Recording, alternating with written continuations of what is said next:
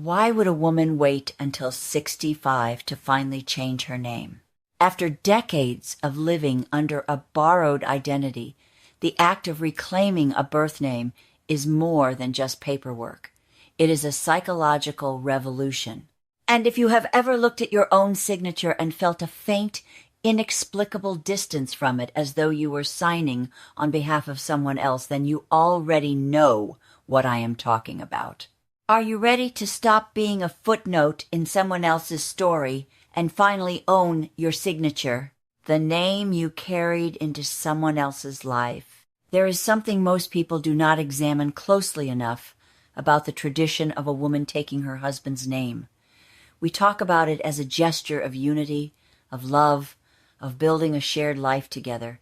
And for many women, it genuinely felt that way at the time. But underneath the romance of it is something older and less examined, a cultural expectation that when a woman marries, her own lineage becomes secondary, her history, her family name, the name that connected her to every generation before her, quietly steps aside to make room for his.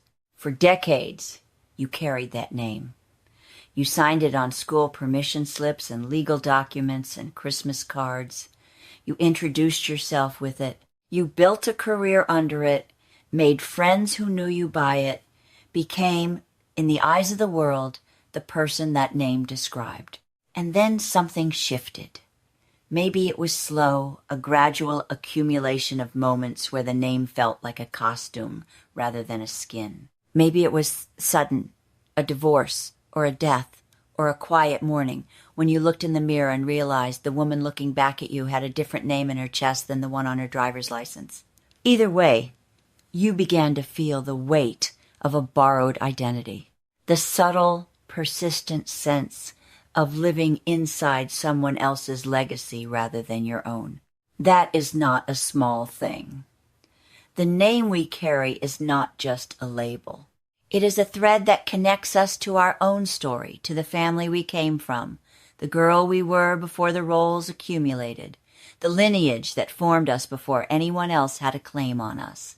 When that thread is severed, even voluntarily, even lovingly, something goes underground. And sometimes, decades later, it asks to come back. The decision that only makes sense from the inside. 65 is not an arbitrary number. It arrives at the exact moment in a woman's life when the scaffolding of other people's expectations begins to feel less necessary. The children are grown. The career has run its course, or shifted, or been reclaimed on different terms. The social performances that felt mandatory in your 40s begin to feel optional. And in that opening, questions surface that were too inconvenient to ask before. Who am I, outside of the roles I have played? What belongs to me, truly to me, and what did I inherit from the story someone else wrote? What would it feel like to enter the next chapter under my own name? The fears are real. You know them already. What will the children think? Will it seem like an erasure of the marriage, of the years, of the family built together? Will people assume something went wrong? That there is bitterness behind it? That this is a statement against him rather than a statement for yourself? These fears are worth naming. They are also worth examining honestly, because most of them are about other people's comfort, not yours. The need for authenticity, when it finally surfaces, is not loud. It does not arrive with an argument or a crisis. It arrives as a quiet, persistent insistence. A sense that entering the final chapter of your life still carrying a name that was never originally yours is a form of self-abandonment you are no longer willing to accept, not because the marriage was wrong, not because the name was wrong, but because you, the specific, particular woman you have become, deserves to stand in the world as herself, singular, independent, not a wife of, not a mother of, just her. The moment the pen touches the paper, There is something that happens when you sign your birth name for the first time in 40 years. It is difficult to explain to someone who has not done it. The pen moves differently, or rather, you move differently holding the pen. There is a quality of attention to it that ordinary signatures do not require a slight pause, a recognition. The letters that come out are familiar in the way that childhood photographs are familiar. You know this person, you remember her, and yet she feels slightly distant, slightly unreal, as though she belongs to another life. And then something settles. This is not metaphor. There is genuine neurological substance to what happens when the name we use for ourselves aligns with the name we feel ourselves to be. Our names are not just sounds.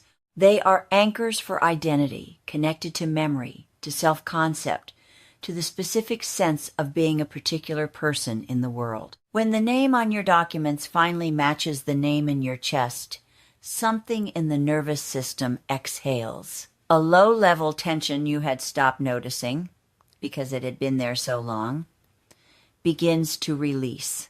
The legal process itself, the forms, the court appearances, the updating of records, is often described by women who have done it as unexpectedly ritualistic, not tedious, ritualistic.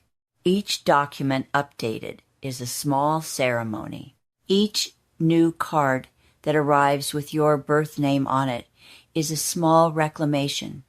The process takes months, and women who have been through it often describe those months as a period of profound psychological clarity. As though the external act of changing the name on paper is also changing something in the architecture of the self, living the change in a world that knew you differently. The practical reality of telling people is less frightening than the anticipation of it. Most adult children, when spoken to honestly and from a place of calm, self-possession rather than defensiveness, understand more than you expect them to. The conversation is not an explanation or an apology. It is an introduction. This is who I am. This is the name I am returning to. I wanted you to know. Your social circle will adjust faster than you think because people take their cue from you.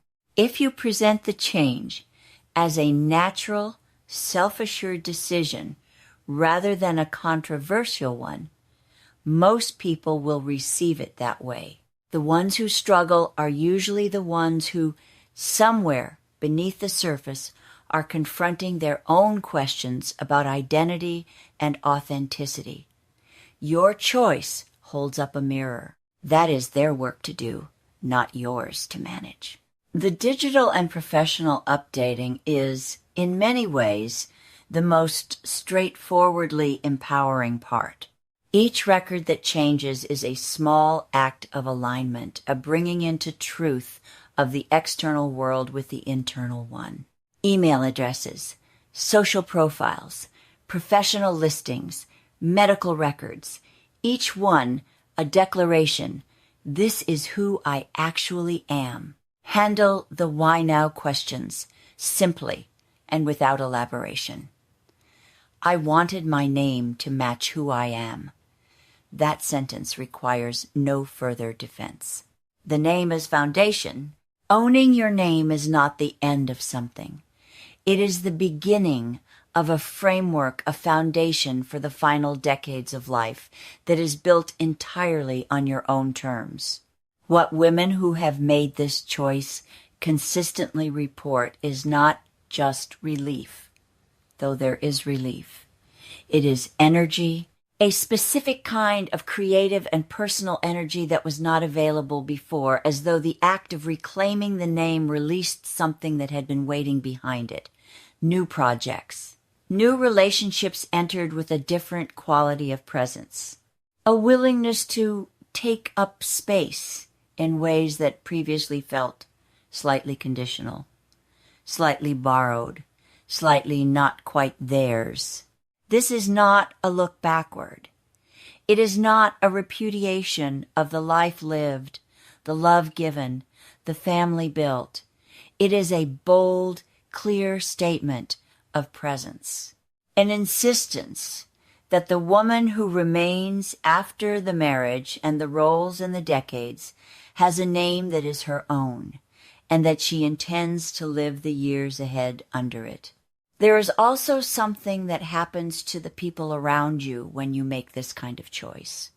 Not the ones who struggle with it, the ones who witness it with recognition. Daughters who watch their mothers reclaim a name and feel something shift in their own understanding of what is possible. Friends who have been quietly asking themselves the same question and needed to see someone else move first. Women who did not know they had permission to want this until they watched you take it. The choice to own your name at 65 is not just personal. It is a signal. It tells the women around you that it is not too late to align the outside of your life with the inside of it. That the years ahead are not a diminishing return on the years behind, but a genuine opportunity to live as the full and particular person you have always been. Your signature is yours. It always was. Some women are simply ready, at 65, to write it that way. If this landed somewhere true for you, share it with a woman who is asking the same quiet question. And if you are not yet on this porch, subscribe, because this is exactly the kind of truth we tell each other here. I am Patricia, and I will see you next week.